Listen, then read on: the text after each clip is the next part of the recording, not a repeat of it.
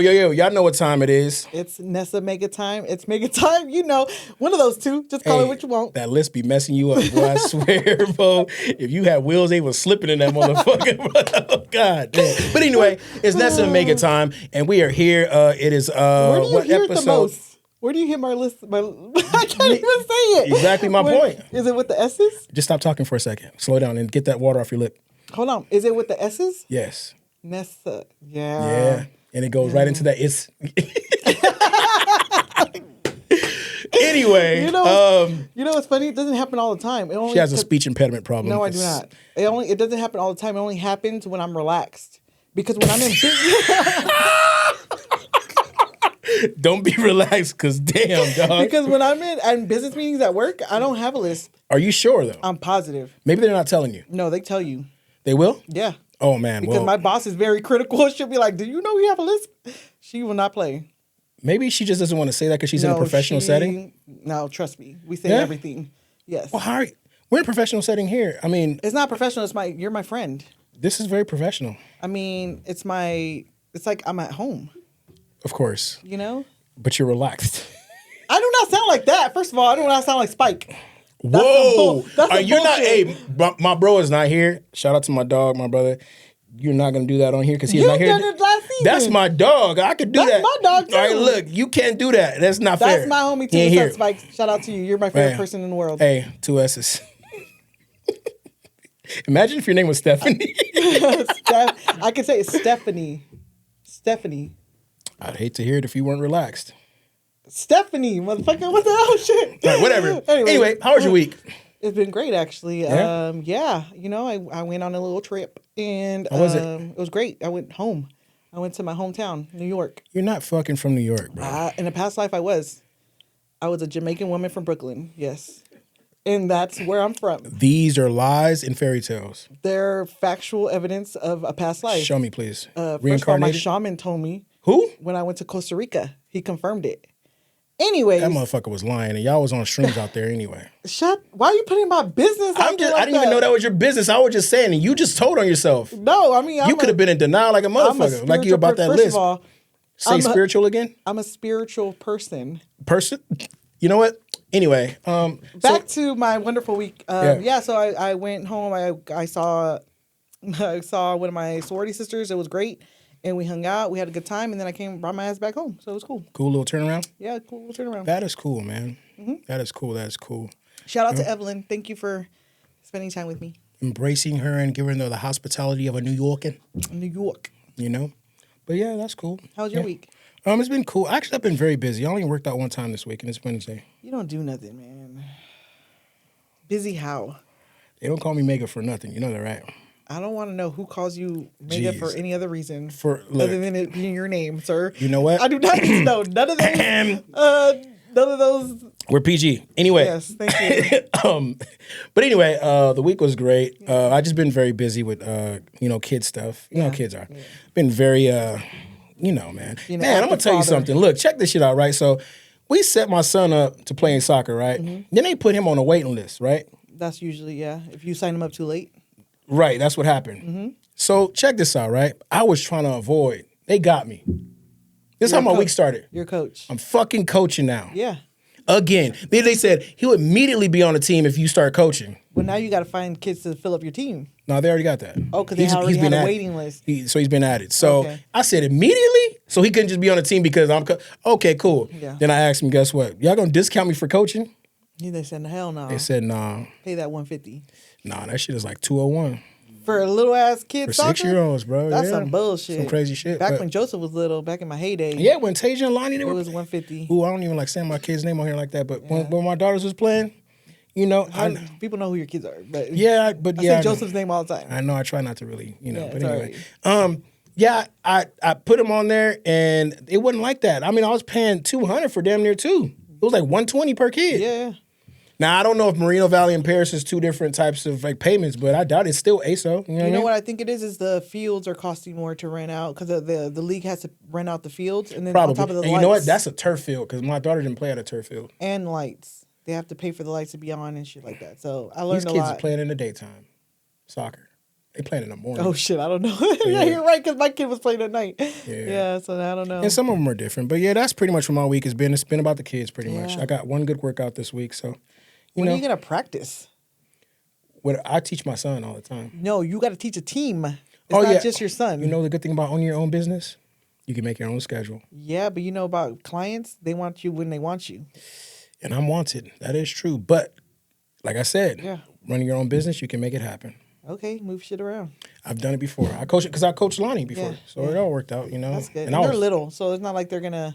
The good thing about it is it's only one day. I only have to practice with them one day. Oh, okay. And then it's games on Saturday. And then Saturday, you know, my weekend is my weekend with my kids. So that's all that matters, you know. So we had a good week. 3 a week. We have somebody amazing here today. Yeah. By the way. If you like to, you know... That R&B. You know, get romantic. And then it's Valentine's Day coming up. It's Valentine's Day coming up. Man. We go tell baby, we're gonna have a heart to heart. You know? You feel me? Hey. I don't have a baby yet, but it's when I do get one, I'm gonna sing to him these songs. Don't fucking sing shit. I'm gonna sing these songs. Please don't fucking sing nothing. Because these songs are fucking amazing. So yes, but you don't sing shit. You ain't serenading. You don't worry about what happens between me and my future boo, all right? If I want to serenade the motherfucker, he will get serenaded. Don't fuck that man ears up, and then y'all gonna have doctor fees and shit. Well, he will be happy with the other stuff that comes out. The hearing aids will be displayed. So you want to introduce? Yes. Okay. So he's my favorite person. You know, he's one of my favorite people. One of them. Yeah. Because my other favorite person is not here today, but he will be here soon. Okay. Shout out to Steph Malone. But Mr. Eric Tucker, R&B king himself, is in the building. It's in the building. Let's get it, y'all. This shit is bigger than me. Give me my flowers while I can still breathe. I'm smelling the glory, I tasted defeat. Nothing feels better than chasing your dreams. Yeah. This shit is bigger than me. Give me my flowers while I can still breathe. I'm smelling the glory, I tasted defeat. Nothing feels better than chasing your dreams. Yeah. Given my history, nothing compared to me. Nothing come next to me, no, no. Claiming my victories, can't let you win with me unless you sit with us, yeah. Given my history, nothing compared to me. Nothing come next to me, no, no. Claiming my victories, can't let you win with me unless you sit with us, yeah. King at a table, shit on a label, just like my hoes when they kicked out the stable. And guess what? We are back, and guess who we got? The one and only. What's up, brother? Eric Tucker. What's going on, man? What's the word, man? How you feeling? I'm good. I feel good. That's Thank right. you for having me, man. Yes, always. You should always feel good. I think the last time we talked to you at the first event we saw you at, you said you was doing good, but your voice is even better. You blessed, sir. Man, cool. You know what though? I'll start it off like this. That R&B live that you guys came to and you guys did the interviews. Yeah, that was like kind of like the opening night for a series that I've been doing every month. And y'all was at the very first one. That's dope. So there's a connection there. Y'all with me forever now. Let's do it. Because that whole thing, that R&B live, the spirit of it is to create a platform for all my artist homies and people I don't know, just artists in general, to come and have a spot to perform. Right. And y'all was there at the first one. Yeah. And I think like there's some dope relationships that were built after that day. You know what I'm saying? And I'm going to tell you something about like two people like us. We stare from the front. We there to the end. Come on, man. And that's how we work. Not just, just on just a podcast situation, but just as people. So, you know what I mean? That'll definitely, that's just how we rock. So I appreciate that. As long as we have good relationships, like it's always going to be that. Yeah, our loyalty is a little different. We do loyalty a little different over here. Yeah. For sure. So I didn't realize that was your first one. Y'all, it ran so smooth. So basically like, cause as far as like live performance is concerned, I play a lot. Like I pretty much play regularly.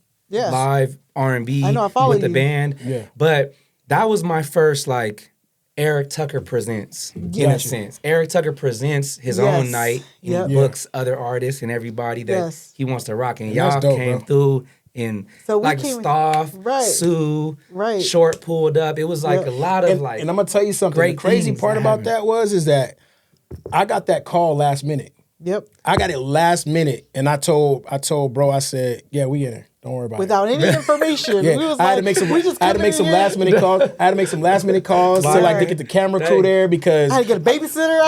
Y'all had the team. Y'all had the team pull up. It was a full production. Yeah. I didn't know what to expect when they was. We didn't either. Come interview with Meg at the podcast, and it was literally a full production. Cameraman, assistant, lighting, so That's what I'm talking about. That's how you're supposed to do it, though, when you really want to win. We were so authentic that I think I told you on that episode that I just started listening to your music 15 minutes before that. 100%. I remember that. We didn't know what was happening, so... I swear, that was on a Sunday, right? Yeah, it was a Sunday. I got that call on a Friday afternoon at like 4:30 p.m. Yep.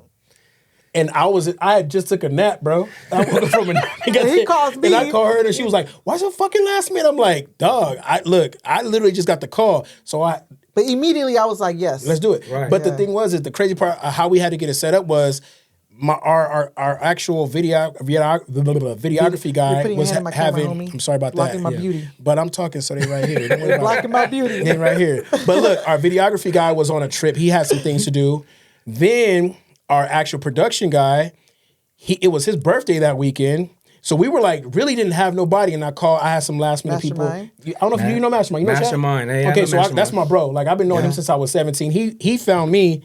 I was in college at RCC, my first little semester. And me and one of my partners, he was playing an acoustic guitar in the lunch area, and I was freestyling to it. And that's how he met me. And then me and him had been doing music since I was like 17. That's what I'm talking about. So that's fire. I always got a good relationship regardless. I know his whole family, you know what I mean? So, it's, shout out Mastermind. For putting this all together in one place. Because it worked out perfectly. That's how it's supposed to be. Sometimes you can't even sometimes it's like, I call it God because it's like, there's things you can't predict.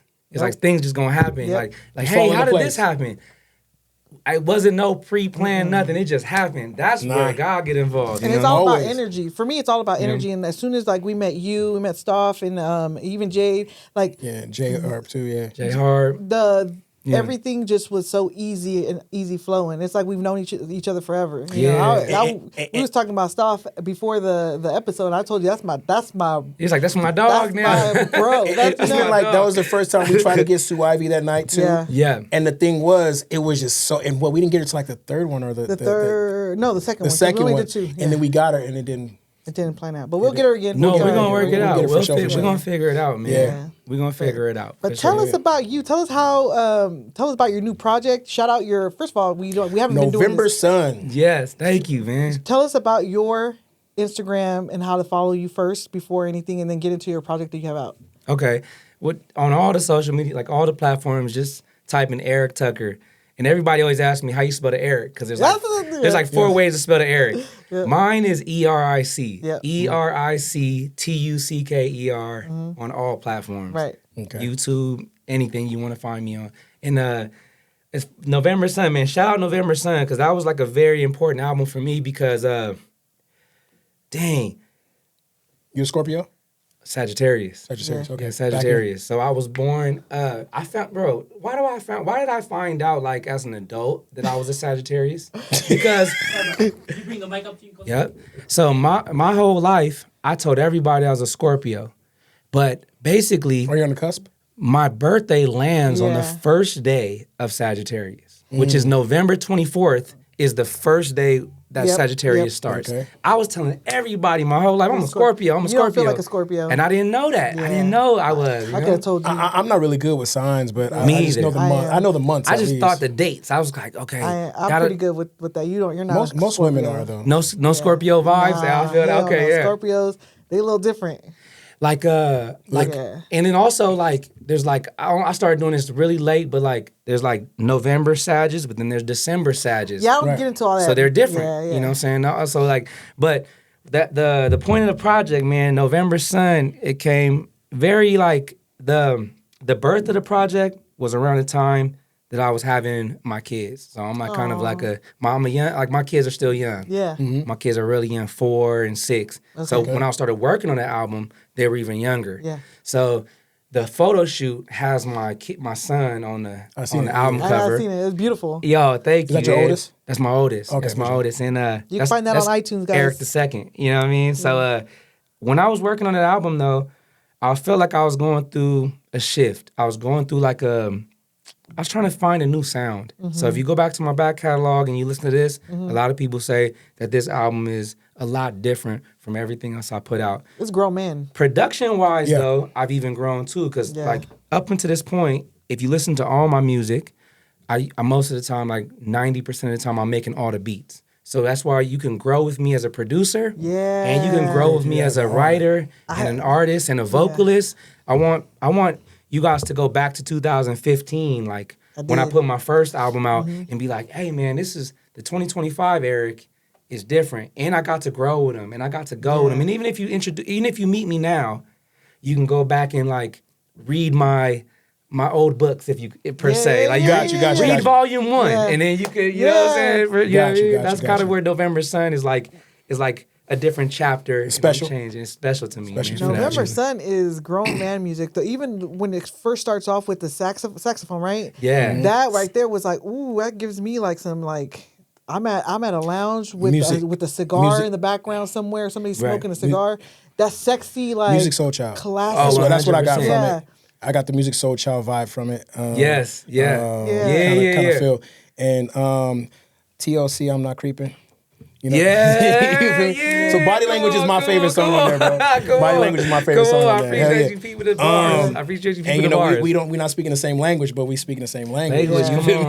Come on. So I the project was dope. Thank you so much, man. Yeah. And I like the other one with you and you, Jade, J Harp, and there's another cat on there. I forget his name. But I think it's like the last song on the album. Oh, I think it's me. So it's me. There's a guy because it's me, J Harp, Jade, and Sue. Yes, Sue's on there. Sue Ivy's on there. That gave me some MJ vibes. What happened? Oh yeah. I know what record you're talking about. That record is Tonight. So that's me. Tonight. So that's me. It gave me an MJ vibe. Me, J Harp. Jade is on there, but she might not be listed, but she's on that record. I can hear her. And then shout out my homegirl Lex. Lex. I like Lex. She's a good rapper. Like Lex. She has a confidence. She has a swag. She's like LEXX. She knows LEXX. Yeah. She knows who she is as an artist. Oh, she's just a beautiful. She's dope. When we made that record together, it was definitely like that record. The studio session sounds like the record. I feel like in the studio session, we was having a good time. We was sipping, we was partying, we was having a good time. You can tell. And J Harp, shout out to J Harp, who I got to give some love early because J Harp kind of like oversaw that whole project. So J Harp, he's like young producer, artist, but me and him connected and produced that whole album together.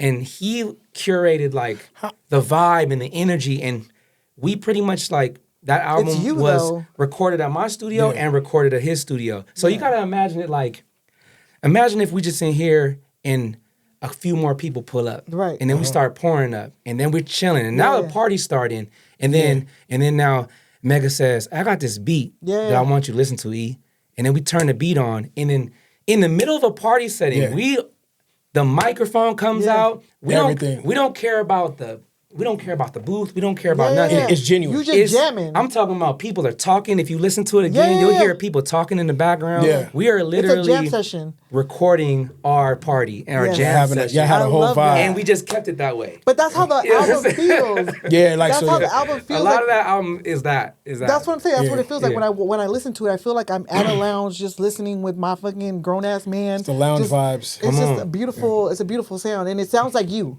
And it's speaking of like, you guys came to the R&B Live. Right. So that band that played with me, I love saxophone player that's there, these are the guys that are on the actual album. Yep. Oh, shit. And that was my... So you had a lot of live instruments played. I pushed for that on this album, you know, to be like, I want the vibe that happens when we're hanging out live and we're enjoying life. Yeah. How can we bottle that up and put it on record? It's so hard to do because everybody got life and everybody's busy. But we just ran it. You know that saxophone guy, what's his name? Jay Boykins. He's at every single show that I've seen you guys at, and he is amazing. He always rides. He's like an artist within himself. He puts his own albums out. I think the drummer too. Is there a drummer? Doug, he's always there too. He's at everyone, man. Yeah. And then like these are guys that I want to shout them out early because Doug is like a touring drummer. He has all the name drop credentials. He's played with everybody that you would know. Jay Sax has played with everybody. But we were kind of like guys that like hung out together as friends. Yeah. Stuff. We just kind of hung out together while we were all learning music. Mm-hmm. And now every person individually has gone on to like have their own accolades. But then we kind of come together on some Avengers type of shit. And just like play together. Whenever I call them, if they're available, they'll pull up. You know what I mean? Your drummer, fun fact, how I met him is that every time I saw him at your first event, he was always eating. And so every time I passed him, he was always eating. I'm like, damn. I was like, you eat a lot for a little guy. Like, not a little guy, and but like really skinny dude, for like a small dude. Hey, most dudes that are skinny be killing shit, though. Knocking down food. And he was just like, yep, I'm eating. I'm like, and I would pass by again. I'm like, dang, dude, I got like 3 guests already passed by. I feel it, bro. Shit. Go ahead. Shout out Doug Fresh, man. We'll get an Eric Tucker, and the band in their own right, they're called LXG. So I want to do an Eric Tucker LXG J Sack. I want to do an interview with all of us. We gotta do it. Let's do it. It's a vibe, man. I promise you. There's a good time. So when you ready to have a good time, we'll bring them all into the studio and we'll just have an interview with everybody. I'm with it. Tell us about your event that you just had. Oh, so I did we did the OC R&B live in Fullerton, and that's like a residency that we're gonna do every month, maybe for the next like 6 months to see what we can like start out there and kind of open up the community and have the first one we had Unique and Sam Marcy. These are like Orange County native artists that like or local artists that came through and did a set, and then I brought like the team, like me, Sue Ivy, Stoff. So we all kind of like created this huge jam session. It ended up looking like Earth, Wind, and Fire. I'm talking about like I love that 3 guitarists, drummers, bass players. I'm playing keys. 4 microphones. We're just like having a full on jam session. And I think that's like the spirit that I was trying to build for the overall like the feel of platform and art, the whole thing. Because like, and also like the one that we had in the IE was just calling it IE Live. We got an OC Live. Shout out February 23rd. I got Long Beach Live. So we're gonna do a Long Beach Live at the Queen Mary. Stop. In collaboration with the Queen Mary, they have an event called Roots and Rhythm that they're doing. I know exactly what that is. Roots and Rhythm in the Queen at Long Beach at Queen Mary, and they tapped me in. And it was like, yo, E-Tuck, can you bring your vibe? I was like, yes, I could bring the energy. February when? What time? 23rd. It's a Sunday. So it's an all-day event from 11 to 5. That's what I'm going to tell you. It's usually it's during like the day. Festival vibes, like, you know what I'm saying, daytime swag. Oh, so man. I got y'all if y'all want to come. Nah, I'm pulling up. You said, what February 23rd? February 23rd at the Queen Mary. As of right now, I ain't got nothing. Come on. I'm with it. Come on, y'all. Y'all invited, man. No, man. I think we're there. You know, I used to go to Queen Mary a lot to their little events that they had because I used to be out there while I lived out there. And so they've just started doing that, though, didn't they? They started, because they have like the way that it's explained to me is they got an outdoor venue. They do. Where they just kind of like do the live music. Yeah. So I've never been, but I was like, I guess we doing something right. Yeah. Because they hit us up to come bring the vibe over there. Right. You know, being noticed. That's all. I mean, that's what counts. The area in Long Beach.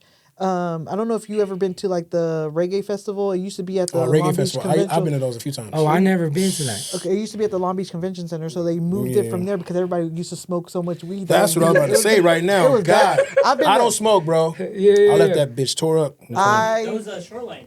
That's what it's called. Yeah, Shoreline. Yeah. So now they moved it to the shore. Now it's outdoors because of all the smoking is during the day. So before it used to be at night in the Long Beach Convention Center, and I used to go to them when I was in college. I tell you, it was a lot. Where'd you go to school? I went to Cal Dominguez. Oh, word. I didn't know that. That's what's up, man. Yeah. I can give you a backstory about Cal Dominguez. Oh shit. No, nothing bad. So. Had to do with the girl. I already know. No, I ain't got nothing. Okay, go ahead. Damn. So no, I tell people all the time, like Cal Dominguez, right there off of Avalon. Mm-hmm. Okay, so right there is where TDE's first studio was. Yeah. I was always at that studio. So we already passed each other and we didn't even know. In the beginning stage, like when they first started, or like what time frame? So I was about 19. I don't even want to put my age out. You about to make me go back up. I'm 42. Shit, I look good. I ain't tripping off that. Yeah, I'm like, what the hell? But I was about 18, 19 going to that studio. Where obviously I'm from Nickerson Gardens, bro. Got you. And so J-Rock was one of the first artists that was there in the studio that I was working with at the time with Dude, which is Top Dog, you know what I'm saying? So at that time, shit, man, that's funny. That's my story about Cal Dominguez. I used to I wanted to go there for a little bit. 100%. Because my situation was messed up because I had to go to RCC, but then I had to wait to go to RCC for about a good 2 semesters before I got my situation took care of with school. So it was either going to go to Cal State Dominguez, but I ended up going to Cerritos. Got you. Okay, got you. Cause did you play sports? Football. Okay, okay, right on. But while I was doing music, like I was doing that, for the longest. Both of those at the same. I've been doing music, bro, since recording wise. I've been doing it since I was 16. Word. Well, both of y'all have that in common, right? You've been recording for. But I started doing music at 12, where I was stealing my dad's tapes and popping the thing out of them and recording over them, dubbing over them. You know what I'm saying? Making. Well, you remember back in the day, you had the instrumentals on singles. Yeah. Yes. So I would put the single over here. Put the instrumental on, put the other tape in here, record over my dad. I used to record over my dad's OJs, bro. I got my ass kicked so many times, bro, for doing that shit. He found a tape when I was like 13, bro. Hey, that's I would say like this. Every dad, my bad. Every dad got that like tape. They got that like sound system in their living room. Yes. Bro. Like, that long ass one? That long. Yes. And with the 2 long ass speakers? Yes. Yep. The 2 long ass speakers. Ours was a fucking Kenwood, bro. Every hood dad got that sound system in the front. Man. Sometimes they had a vinyl player, it had the tape player. Look, my dad had the Every fucking hood vinyl, had bro. that. And I used to be up on that motherfucker, because that's not a real DJ system, bro. I'm on them. No, I got that. Oh my God, I fucked up so many of my dad's records, bro. I messed up my dad's But that's how I stuff. came up with music. Facts, man. Isn't it funny how like all different cultures, because we're all different cultures, and we all had that same shit in common? A lot of things apply, man. I'm trying Depends to on where tell you was raised and how you was raised. Yeah. I'm 100%. I think the time period you were raised in, and I think culturally, because in my house, I think on my street, I just ended up being the party house. Like my dad That's my spot. was the party you're house. Half Filipino, right? No, so I'll give you my nationality. My mom is Japanese. She's from Japanese, that's what Okinawa. it- My I'm sorry. dad's black. Okay. So I'm black and Asian. Yeah. Black and these, but my dad would be like, it's like, you already know this, like, especially in the 90s or too early, like this time already know frame. where he about to go with It's like this. your birthday party was your dad throwing a barbecue. Yeah. Yeah. And then him playing his sound system Yes. Yeah. in the backyard, and then all your cousins and all your Yeah. family coming over, and that's your birthday party. Yeah. Yeah. That's it. You know what I'm saying? So my dad's house, our house at that time was the party house. You know what I'm saying? You would throw your, and our next door neighbor, they party too. So, and I feel like I thought everybody grew up that way. Nah, hell Until no. I go to other neighborhoods or my other cousins who had different lifestyles, and they don't even know their neighbors. They didn't even know who their neighbors were. I'm talking about like block party culture is only in certain type of environments. Exactly. And I always say this: And depending on where did you the came ice from. cream man come down your street? If you said no, you didn't live in that type of neighborhood. No, if exactly. the elote man didn't come down your street, So wait a minute. That wasn't a good I'm about to ask you y'all didn't live crazy in a neighborhood. You didn't live in a party neighborhood. I'm about to tell you something crazy. So I was having a conversation with my daughter about like stuff, right? Because she was talking about, I took her down to Gardena to my grandma's house. Now this is her last house, but the ice cream man come down the street, right? Exactly. And the ice cream man come, in LA, they got the Chili sundaes, cheese. the chili cheese Fritos, they got the nachos, You got they the got self-serve. Hey, you know what I'm saying? All of that, right? You got the self-serve. So I was telling her, I said, you know what else is crazy? I said, because one day she asked me for a donut. I said, you know what's crazy? When I used to live in Watts, I said, Nickerson Gardens, I said, we had a donut truck that come up and down the yes. street. A panero truck. We had a panero truck. Right on. And then we had a fruit truck. You buy fruit off the fruit truck. Yeah. Come on, man. And we had the ice cream truck. A meat Come truck on. too. Man, I didn't have the meat Type of truck. meat truck you that talking was- about. Hey. That's a certain neighborhood. I'm fucking with you, dog. No. Those still come around. I'm just kidding. That's so Jeez. funny, man. I'm just kidding. I'm just kidding. Hey, yo. These are the vibes. Hey, yo. But no, yeah, so like a lot of people, right? Like you're right, bro. That's Like funny. a lot of people didn't grow up like that, man. And it's crazy, like I was telling my kids about parties that I went to when I was a kid. And I'm so glad my daughter don't go to parties like this. Yeah. Because They don't know how to party. They don't know how to party. No, I actually, the last party, my daughter's 17. I was like, yo, what party? I said, what you do at the party this weekend? She said, oh, nothing. We were playing chess. No, was it? Yeah. We were playing chess and we were playing, and like they were eating cupcakes. Do you think they were telling the truth though? Yes. How you know? Because these fucking kids are fucking different and I'm glad. No, I'm glad too. These I'm kids are glad different. because I was on the wall you know, I was getting, you know, she was shaking like a red nose. You know what I mean? I never did the freaking on the ground type shit. I never did that type. That shit was just a little bit too much for me. Okay. But, you know, people were smoking weed in the party. Yeah. People was in there with their hoodies on and they're just waiting for somebody. Then you get in a fight, a gun go off. When I was going to parties at 16, 17 years old. So I'm glad my daughter don't throw parties like that. Well, just be glad she don't hang out with people that throw parties like that. Come on. That's good. But these kids, I'm telling you, it's because they're sheltered. I think it's a different. Right. I think what you're going at is like it's a different time period. It's a different time period. I think like these, even right. Yeah. Going into that, saying that right there, right? It's like my parents had to worry about me being a gang member growing up. Right. Yeah. I messed up last week. I'm probably about to mess up again. You know what I'm talking about. Now, what we got to worry about as parents is our kids being a little different. A little different. Let's just say that. A little different. And I know what you mean. And so rather it's girl or boy, and that's our worry of these times, bro. Like, you know what I'm saying? So, you know, I'm glad. Yeah. I'm glad. It's a different time period. You know, I was thinking about it like, well, I don't even think about it being like, I didn't even realize that like, we didn't document like our dumb shit. Our high school era, the way that they document their high school era. So it almost like I can understand. Like, it was almost like we're doing a podcast right now. Imagine regular life, going to high school, going to school every day is a podcast. Yeah. Because at any given moment you can be filmed. Crazy. So now you're probably like, as a kid, you're living your life that way. Yeah. So now maybe you might be acting differently. Yeah. You might be just thinking twice because you know that the camera can come on. But it's like, you know, I think about that too now. Ours is we live differently. You can't act up. You can't act up with a lot of stuff. I think about that too now. Everything is just on camera, and you got to be careful. Everything, I can't fucking whoop nobody's ass now. Damn, you can't fight no more. It's already documented. Exactly. I'm like, I was there. It's right there. Or don't get your ass whooped on camera. You might have lost, but you said you won because nobody really knew. But somebody got proof. Man, bro, it's crazy out here. You know when that shit started happening? When they started putting cameras on fucking on the lights at the freaking traffic stop. Yeah. I got a ticket one time. But I got a ticket one time, and this shit was me. When they start putting these good ass cameras on these phones too. I'm telling you, man. You know what I'm saying? Like, I mean, it's just some crazy stuff. But 100%. So let me ask you this. You know, so where are you actually from? I take it back to where my family linked them. So my family is from San Diego. My mom and dad met in San Diego. I love for Diego. Then they moved to Anaheim, where I was born, and I spent maybe 5 or 6 years in Anaheim. And then I moved to a part of Riverside called Hunt Park. So Hunt Park. Is that off of Arlington? Hunt Park is off of Arlington. I know where it's at. So I grew up like right around Hunt Park. I grew up there, and that's how I went to like Arlington High School, because that was the district at the time. Gotcha. Did they have a community center at that park? They didn't have it at the time. It was like they did have a community center. I know exactly what you're talking about. Yeah, I grew up in Hunt Park. That's where so that Hunt Park had like park and rec teams and stuff. Did they have like a boxing something? That was a different. That might have been Lincoln. Lincoln. Yeah. Hunt Park is like over there off. That's like off of. That's in the middle of 14th. That's off of like 15th or something like that. Okay. Where you talking that's about like downtown Riverside. Downtown. Yeah.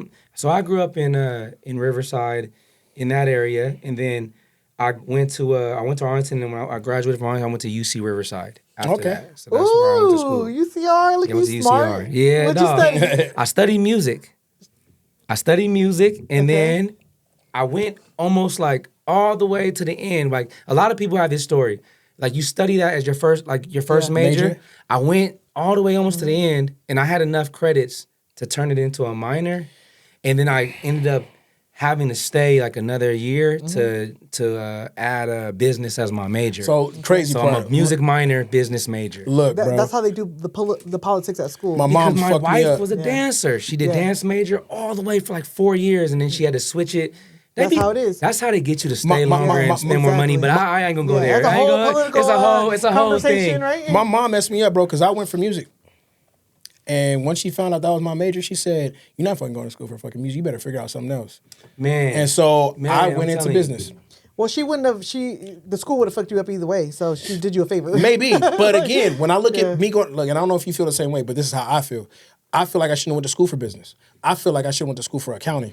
And the reason being is because business, what the business is nowadays. It's your own thing. It's your own entity. You can really, going to school for business is just a networking system. 100%. It's a networking system. I think that's the best. I think like a lot of like you ever watch like a lot of Instagram? I'll catch like a lot of these different like different Instagram gurus that'll say like they're anti-school. I understand what they're trying to say, but I think if you're going to school, and I'm gonna tell y'all the truth, it's not about the degree. No, it's not. Unless you're doing certain specific like psychology, doctorates, things like that. Engineering, if you're trying to lawyer, attorney. There's certain ones that you got to do it. Yeah. If you're gonna go to school, understand this out the gate. It's about the networking. Yes. Yeah. And I think we didn't get. I did. You know, so we didn't get that. Like we didn't get taught that. You had to almost catch it on your own. Maybe we ended up learning it, but I don't think that we were taught that. So a lot of people probably spend a lot of money in school. So did your mom tell you? Did your mom tell you, "Hey, you're going to school for this yada yada and marketing to network"? Like, no, we didn't get taught that. No, I know, I understand that. What I'm saying is like you're right. You're not taught that in school. Or by your parents, that's what I'm asking too. Just in your household. My mom was just like, go to school and don't get pregnant. Like she would not go to fuck. She didn't give a fuck what I studied. Right. So again, but where I learned that, and I will tell you this, and I preach this. A lot of people don't agree with it or whatever. But I learned networking and the key importance of networking when I joined my sorority. Yeah. See, that's when I learned about networking. School didn't teach me that. College didn't teach me that. If I wouldn't have joined that sorority, I probably wouldn't have the knowledge about how important networking is. If it wasn't for that. So let me ask you this then, because I've never asked you, but at the same time, like you learned from your sorority. So let me ask you this. If you eliminate the sorority of the situation down the line, because you went to school for marketing, right? I went to business. International business. Yeah. Okay, cool. So you went to school for business. Do you think I came up with that idea in my mind afterwards when I really sat back and I thought about it, like I was really just at school just to network. Without I didn't join no fraternity. Now I know that, right? But when I was going through the process, if I wouldn't have joined the sorority, I don't think I would have learned it until after I was out of school. Okay, but thank God I joined my sorority and I learned it because a sorority and fraternities are ran like businesses, right? And business is all about networking. Who you know, how you run, like how you work. And those people you can talk to down the line, later on, and shit like that. I'm telling you. So till this day, I have a thick ass book of fucking who I can call all over the U.S. Right. If I need something. I think that's how it's supposed. I think that's what I guess that's like the secret code of what you're supposed to get out of it. Because I think it's a false narrative for like people to push. Don't go to school. I understand what they're trying to say. Yeah. You can get rich off the internet. You can get rich without it. I'm not saying you can't make it without it. But I'm just saying there's an option to go there. To make some friends that are going to be some lifelong peers and connections. Some valuable people. Just to go into the music business. Just to segue into the music business off of that. Sometimes when you're chasing the music business, like for me, for instance, in my mind when I was first breaking in, I'm looking up to like Snoop, whoever. Somebody, How can I get put on? Where the secret is... Who's around you? Wait, who's in my age group that's also trying to get put on? Because we're next. Yes. Right. Some people just let that thing slip by and they don't even realize that that's the code. Because now when you're 35 years old, the 35-year-old guys are the guys who are running the business now.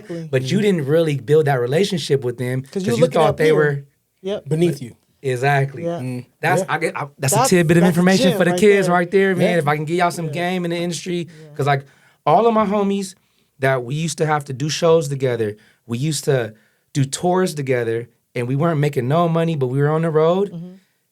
A lot of these guys, I'm not going to say a lot, but a good amount of them are music industry executives now. They're in the game now, you know what I mean? And I kind of like got lucky to like learn that early, you know what I mean? Because you got a lot of people who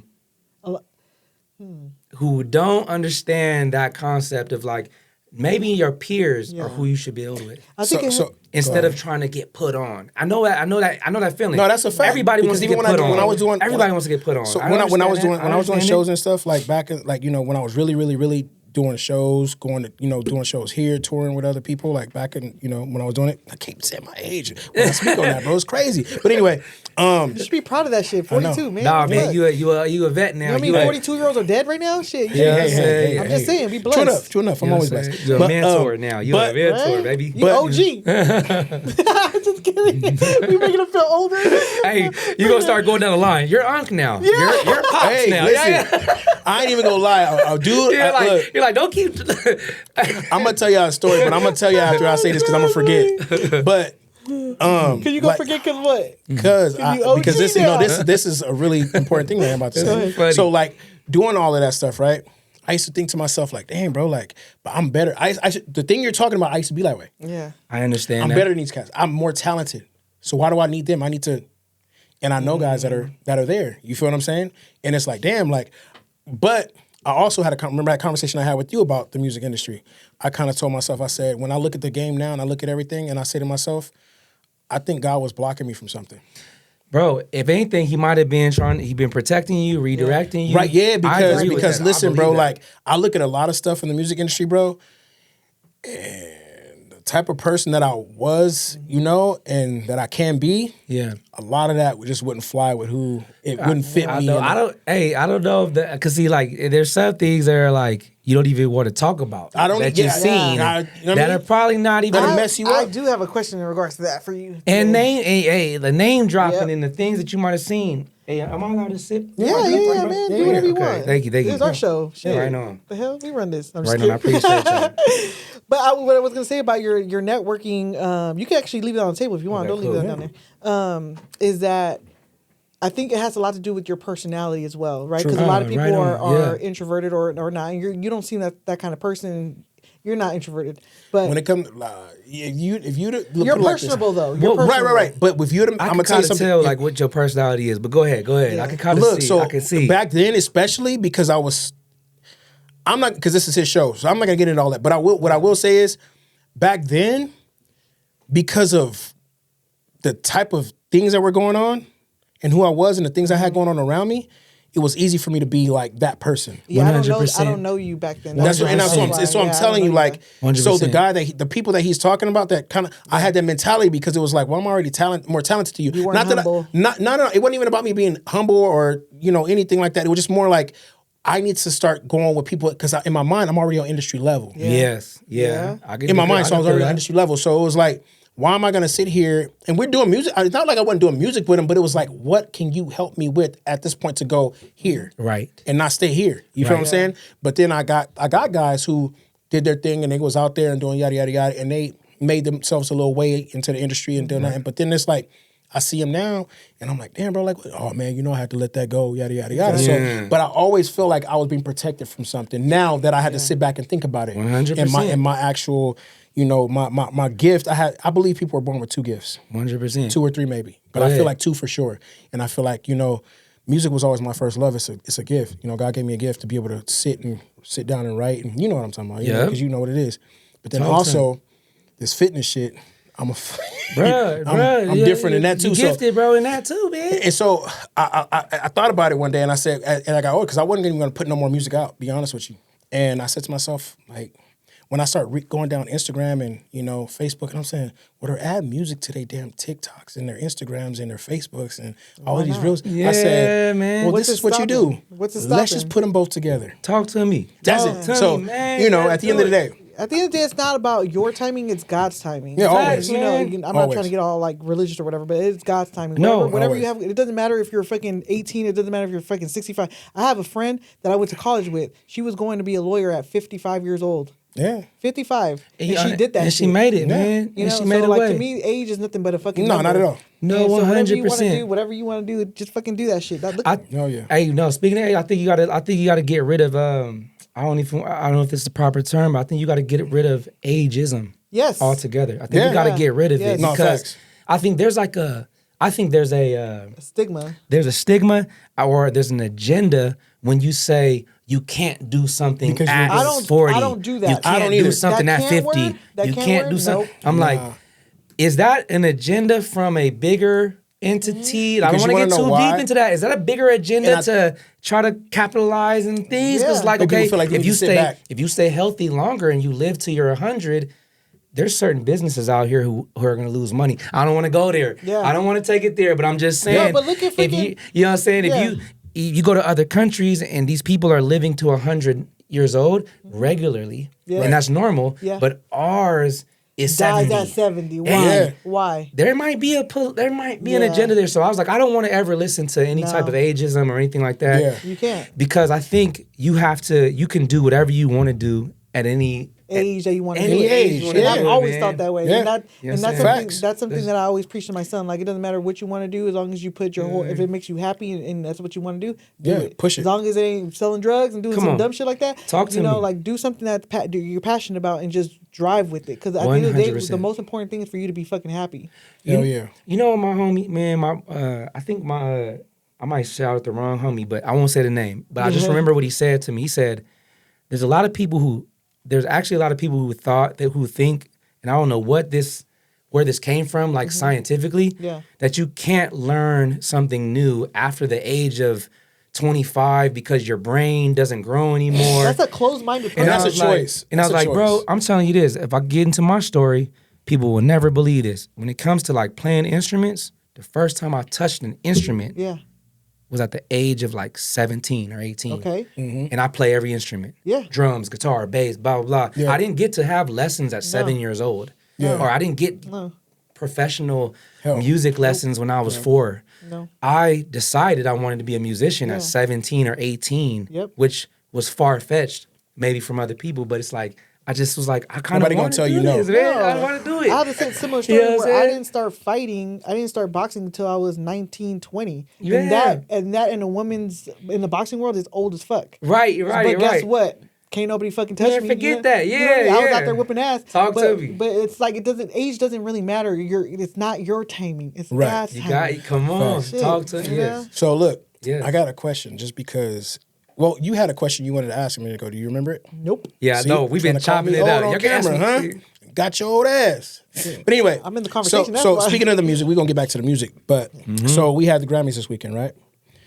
I remembered it. Hold on for a second. Sorry. What do you feel about the Grammys? I'm just gonna ask you that first. Yeah. I think that you want me my first real initial real answer? Yes. They need to open up the voting pool. Yes. That's number one. Yes. Gotcha. The voting, and I think outside of the recording academy? No, they need to allow more people in. Okay. That's what I mean. Because if it's only, they kept on saying it's a label party. If they keep on saying it's 13,000 members, that don't add up. No. That don't add up.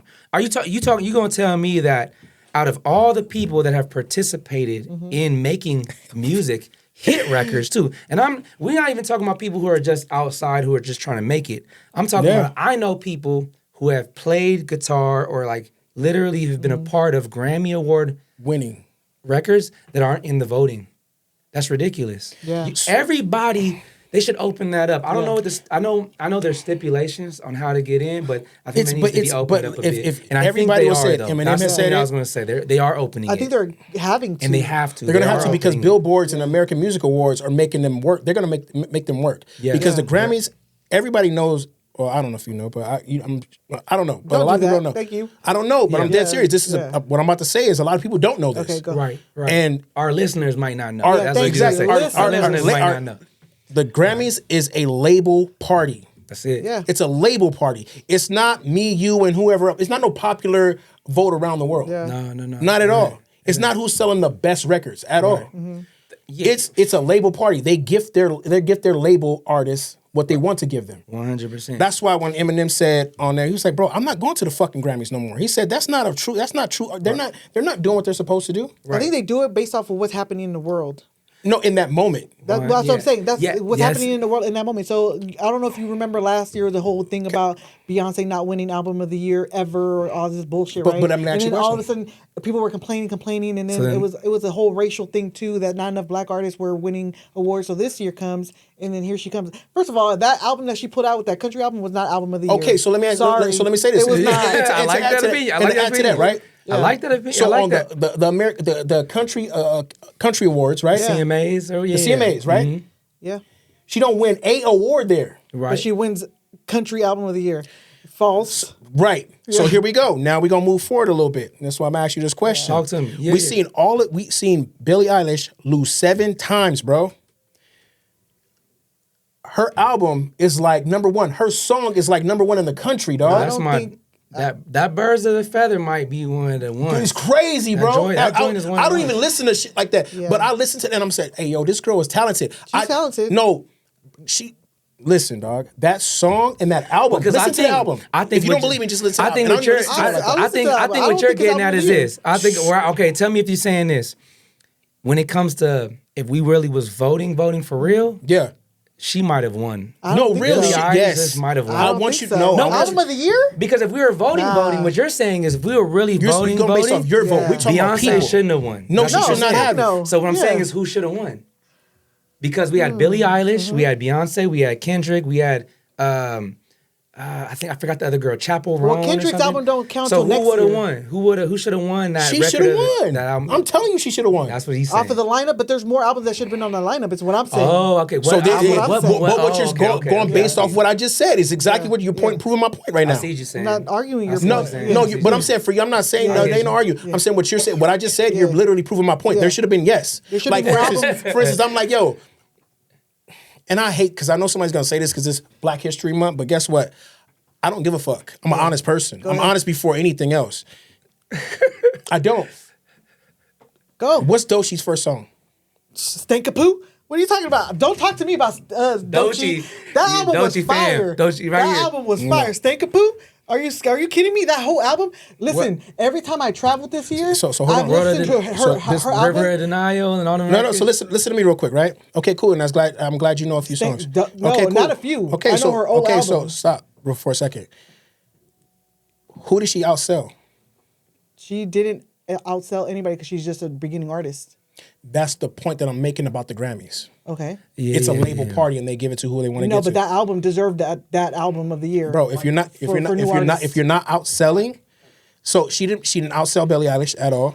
She didn't win out. She won big new artist. No, she won rap album of the year. Which she deserved. But who else was on that lineup? I forgot. Bro, there was so many rap albums. Like you said a minute ago. You gotta listen to that album. That album deserved I'll listen to it, bro. I looked at the stat of the album. That's another thing too. Who else was nominated on that? Look at the lineup. Hold on, who was nominated for rap album of the year? That album is something different. If you haven't listened to it from start to finish, I'm telling you because when I traveled this year and last year, I listened to. Granted. Let me finish. Hold on. I listened to the album from beginning to the end throughout the whole flight 3 times. Okay. And her lyrics. Her beats, the production, that album is solid. Okay, but what I'm telling you is there's more, like you just said, there's more albums. And on top of that, you didn't outsell nobody. On top of that, there's other artists that should have been in that situation, but they weren't. You know what though? Okay, hold on. I guess we're making the point. So if it's rap album nominees, were Doechii deserved. No, it was J. Cole. No, she didn't. I don't even know. I don't even remember. That album was whack. It was trash. It was Future and Metro Boomin. They should have won. Trash. They should have won. Hell no. And then they're the reason. I'm not even gonna hold you. They're part of the reason that Kendrick should have gotten the situation he was in. I ain't even gonna hold you. I didn't even get to listen to this one. I didn't listen to the Death of Slim Shady. Hard. I did. I didn't get to listen to it. Should I have one? That one compared to Doechii, I still give it a Doechii. And then Auditorium, Common and Pete Rock. So I didn't even listen to that. Out of this lineup, though, who should have won? I would say either M. I would say either M or Future to Metro. Doechii. First, second, third. Okay. Because I listened to Eminem's full album, and he had some good songs. When I'm telling you, Doechii's album from top to finish is top. If you haven't heard it, you haven't heard it. But you have to listen to it before you say anything. Because I listen to lyrics, right? I don't give a fuck. Me too. She has mainstream. She has fucking poetry. She has. But the whole production of that fucking album is amazing. But I agree with you at your point, though. He's saying, I kind of agree with your point, though, brother. You're saying, when it comes to the Grammys, people are starting to feel detached from it because the one that should have won, like a unanimous, I feel like the people feel, ain't winning. Like you just said, the country album. You saying Beyonce shouldn't have won? I think a unanimous feeling is that she should have won last year. Do you think that people should have? But she didn't. She shouldn't have won this year. I think that's a real unanimous feeling. Do you think that people should be the ones voting for this? Like if they allow us to vote? I think they gotta open up the. But that's why the Billboards gets the most love. That's why the American Music Awards gets the most love. But what I'm saying is this right here. If we're looking at sales, right? And I guess that's not what the Grammys do. They don't look at that, obviously. They don't. Ain't no way. No, it's not. It's not because the album of the year, like 3 years ago, was this guy who was like a freaking piano player. So what I'm saying is that right? That's who. What I'm saying is, if that's the case, then stop inviting these people to these award shows and having them hang out like that. They just say hangout situation. I don't want to go. Yeah. Well, why am I here for? I hear you on that. You see what I'm saying? Why am I here for? Well, I'm still going. I'm still a party. Again, that's fine. I get it. But it's also you dragging me here just to watch myself just be here to say, hey, okay, cool, I see you. Right. And just use me for display to say, hey, this guy's here walking this carpet or this lady's here walking this carpet. Like, I'm not doing that. Like, if we're going to do that, let's put out the real competition. Yeah, you know what I'm saying? And that's what I feel like it is doing. Like, when you do that, you're taking away from exactly what he's saying. You're taking away from these artists who really was out there doing what they're supposed to do. Doing numbers. Stacking the numbers. You know what I'm saying? Well, at the end of the day, you're still getting something from it. You're still getting marketing for yourself. You're still getting your album. You're still being nominated for a fucking Grammy. That's still a high level achievement. 100%. Regardless. Not for some people who've already been there. Yeah. Well, then don't go. If you're Jay-Z, you don't have to go. But you're not understanding what I'm saying. Like Doechii, she's going to go because she's new. But that's what I'm saying. That goes back to what I'm saying. Of course, I understand that for her. But again, don't drag me here just to sit up there and be putting me on the board and then it ain't nothing. I mean, you know. If you know you're not even got a chance. You got a chance because you already know who you picked. At the end of the day, I think what happens is like, again, Beyonce and Jay-Z, I'm just going to focus on them. It's a label party. I'm just going to focus on them because they don't show up all the time. But when they show up, it's because either somebody's going to win or they have a high chance of winning. Like, dog, I'll give you one. I'll give you know. You think she didn't know? It's like a draft pick. It's like, hey, you're going to be draft pick number 2 or number 1 in the NBA draft pick, but we're not going to tell it. Stay by the phone. Yeah, listen. I'll give you another one to go by. You're a R&B singer. Yeah, sir. Okay? So y'all know that. This pissed me off, too. The Quincy Jones tribute. Oh, man, that one got me. That one got me, man. I'm not tripping, right? That got me, too, I'm not tripping, bro. Yeah, that one what's got wrong me. with it? See, who said you want to do it? Yeah, it's fine because I didn't watch the tribute. So I'm sorry. Yeah. Go ahead and segue. What's her name? Her name is Janelle. What's her name? Janelle Monáe. Janelle Monáe. Okay. Janelle, yeah. She did the Michael Jackson. It's hard for me to say, bro. That should have been Chris Brown. Should have been anybody else. That's pretty much. I'm not gonna say anybody else, but for her. Nah, dog. Yeah, I don't think some of the tributes. That's why I don't watch them. They play it in our faces, bro. That's how you know what I think it is though. Because just being a little on the inside, there are politics because they asked Chris first. You already know. It's almost like let me ask the bet. He probably can't do it. You know what I'm saying? It's almost like Chris didn't want to do it. It's either. It's almost like. He was at Kanye party. It's almost like I gotta get if I got a show, I got a number 1 drummer that I want to play, but I also have second, third, fourth string, and I feel like it felt a little second stringish, third stringish. It felt second like that. and third string, bro. It felt like that a little bit. Let's talk about. Hold on, you're telling me that Chris Brown went to Kanye's party? Yes, he was there. Okay, so that tells me that he basically gave a full-on middle finger to the Grammys. He did. You didn't see the interview with him and what he said about the Grammys? Hey, did he win R&B? He did. Yes. Big shout out to CB, bro. Yes. Big shout out to CB. I don't know any of the inside. So who should I don't know any of the inside, of the year? But you could probably R&B. No, who should album of the year? Who had a better album than him? I'll wait. You could probably assume. If you compare. No, I don't think so. Who had a better, fuller album than Chris Brown this last year? That 11-11. Who had a better, shout out to a couple of my brothers, man. You know what? All the way through. You know what the a couple of my brothers wrote wrote on that album. No, don't answer the question because she about to try and flip it. Who had the better, fuller album than Chris Brown this year? You know what Academy's looking at? Answer the question. They're looking at the instruments involved and making she full of shit, dog. She making a full of shit answer because she knows I'm right. Listen, dog. I love Chris Brown. You know the 11-11 album. I play that shit. I get it religiously. I get you, but what I'm saying is I'm asking you a serious question, and I'm asking you a serious question. Who had a better, well put together album and tour? Bro, let's not talk about the album in Brazil.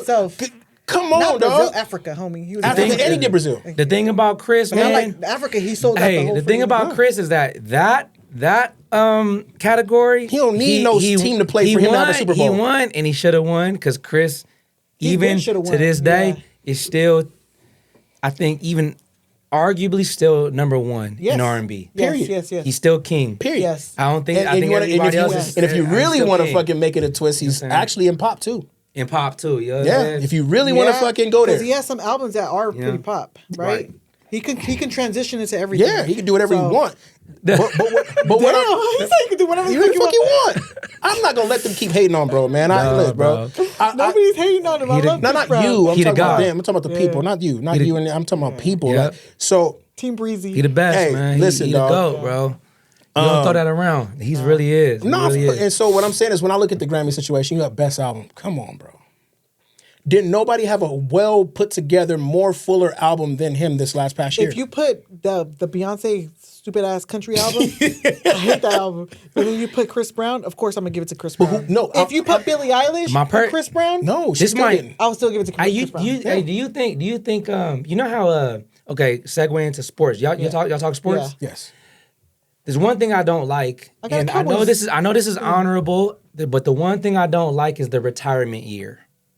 Okay. I don't like it. I don't like letting Kobe score and let him win because he's about to retire. I don't like that. I don't think they ever did that. Hold on. To be honest, this is what I feel. I'm just giving you a metaphor. I think that when Kobe left the league, his last year, it was a pre-announcement that I'm leaving. Yeah. So we made this the Kobe season.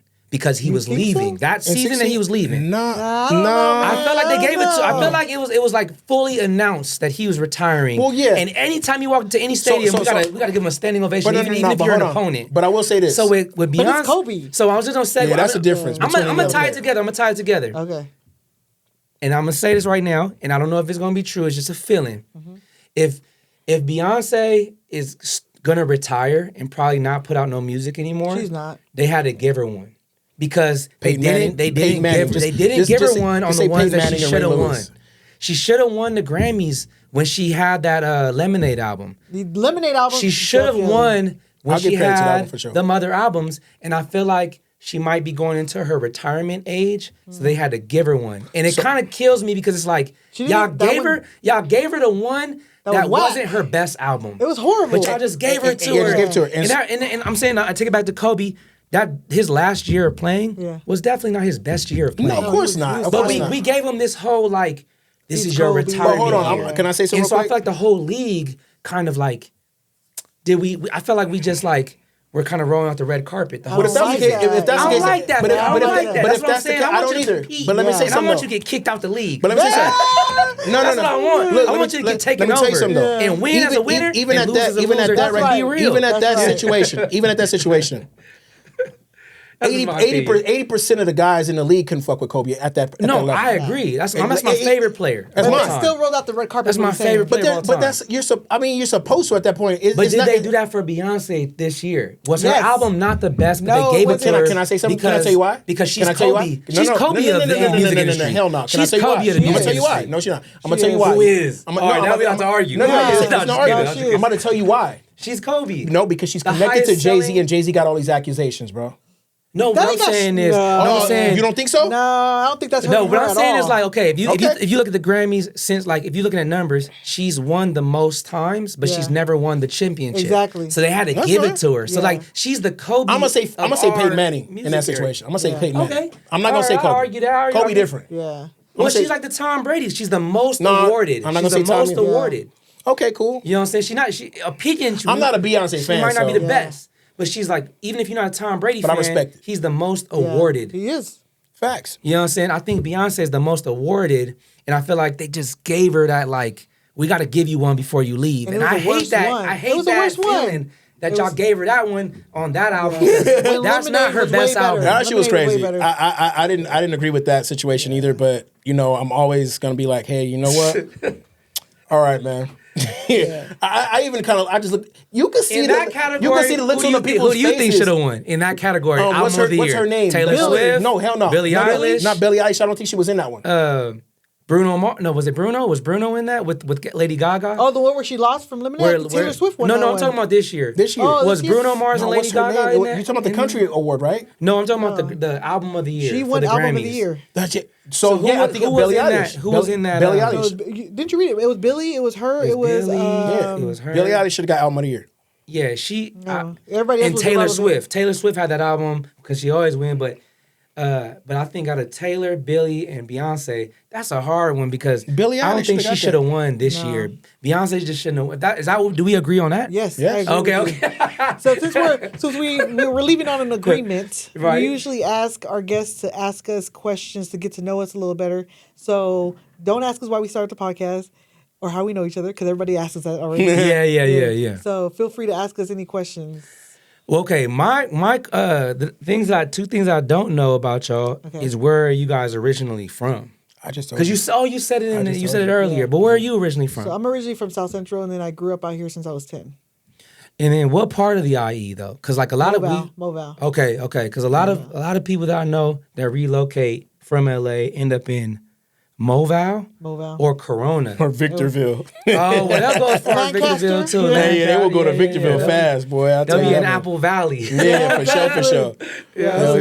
Mobile since I was. What part of LA? South Central. South Central. Like, so off of like 107th and Normandy. Okay, gotcha. Because I started getting familiar with LA in the reverse. Like As you got older. I went to LA around 17. Oh, so I okay. lived in Compton. Yeah. I lived in, and then I with shout out my brother Sean, because I always built studios. So I built a studio in Riverside, and then I moved it to Compton from like 2010 to like 2014. So I was in Compton for like 4 years, and then I started to like really spread out and learn LA during that time. LA is so beautiful. I love LA. You know, if you really like go into like the heart of LA, I ain't even gonna lie. In certain areas, But- it's really gorgeous. But to go into the TDE story, like a segue to the TDE story, where I built my studio, I would end up eating breakfast at the Tams on Rosecrans, and I used to walk past this wall or drive past this wall, and it says like Jesus is Lord. Yeah. And it's that wall that's on the Kendrick Lamar Good Kid, Mad City album, I think. Yeah. And it's that wall. I used to drive past that wall every day. That's funny. And I'm like, and then the homie that I built the studio in his garage, he was like, yeah, I went to elementary school at K-Dot. Dot lives around here. Yeah. Everybody's in this, like, that's specifically like the west side of Compton where I was at. Yeah. And then there's a hospital right there in front of that Tams. Yes, right there. My nieces, right, three of my nieces were born there. I was born there. Killer King. Oh, word. Off of I know where you're at. Killer King, I was born there.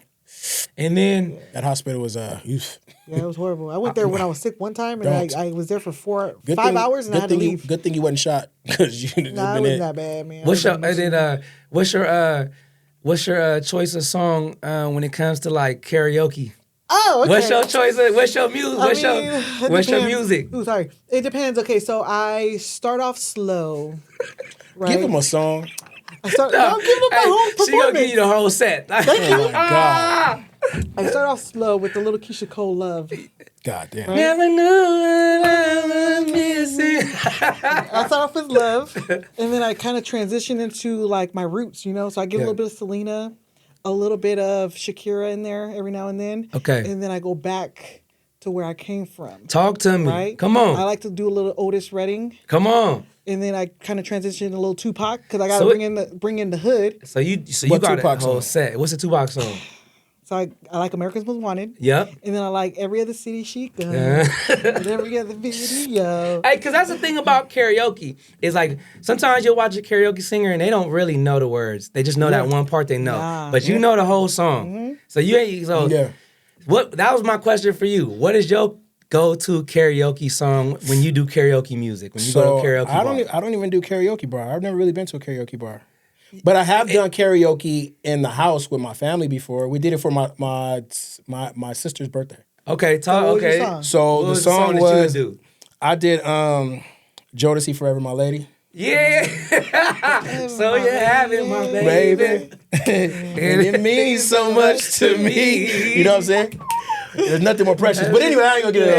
But then that's R&B artist at heart. So you got an R&B soul. You know what's crazy? I'm gonna tell you, a rapper. I'm gonna tell you something. You got an R&B soul. So this is what happened. I can tell. I'm gonna give you a short story so we can get up off this shit. But I used to sing before I started rapping. And what happened was puberty hit and my voice changed. Right. So I had to learn how to really like get back and learn how to use my vocals a certain type of way when I do certain hooks. Like, for instance, the song I showed you. Yep. I just know how to use my voice. Yeah. You feel what I'm saying? And so, like, but other than that, like, oh yeah, I'm an R&B guy for sure. 100%, man. Oh man, I love ending on that note. The R&B, R&B, the R&B is the foundation of everything. all the genres that we love. I wish I could marry R&B. It's I'm telling you, it's the foundation of all the R&B music we love. It's the foundation. Probably how a lot of rap. us was made. Oh, come on, man. Probably how a lot of us was made. Spanish R&B music. Hey. Yeah. That's another podcast. We want to do part 2. Hey, man, we hit that studio. Yeah, man. Well, But yeah. Thank you for coming. I'm happy to be here and chilling with y'all. We had a blast. Hell yeah. We got to do this again. Come on, count me in. We're coming to your studio. We're going to be in Long Beach. Can I shout out a couple things? Yes, for sure. Do you think? Man, I got March 2nd. We're at a spot called Chaco's in Fullerton, and we're gonna try to do that as a residency every month. Shout out to the Queen Mary for letting us come through this month. Hopefully that can become a residency too. I'm gonna speak that onto existence. Hey. Shout out the artist that I work with, man, Jade. She has a great project that's coming out that I'm blessed to be a part of. Yeah, shout out Jade. Jay Hart. Jade. I want to shout out Sue's next album, Stoff. These are like my people that I really work with, and these are my real friends, and I want to promote them just like they promote me. And for sure. I would love to have them on the podcast. They're coming. We're going to make that happen, brother, coming. for sure. For sure. You know what I'm saying? I just got to be the first leg. Like, We're gonna do sometimes you got to be the first leg. We're going to do it at the studio, and too. the baton. And y'all are welcome to come to my studio, which is called Tree of Dreams Music Studio in Santa Ana. Mm-hmm. Okay. Please come through. You guys are invited. Yeah. Whatever y'all want to bring production-wise, and whatever gear I have, we could use that too. I want to make a song. I'm going to just bring a verse. Then we're going to make some music. I'm going to bring a verse. Let's do it. That's what I'm going to do. We're going to make something happen. Thank you. All right, y'all. Peace. We out. Keep it going. Yeah.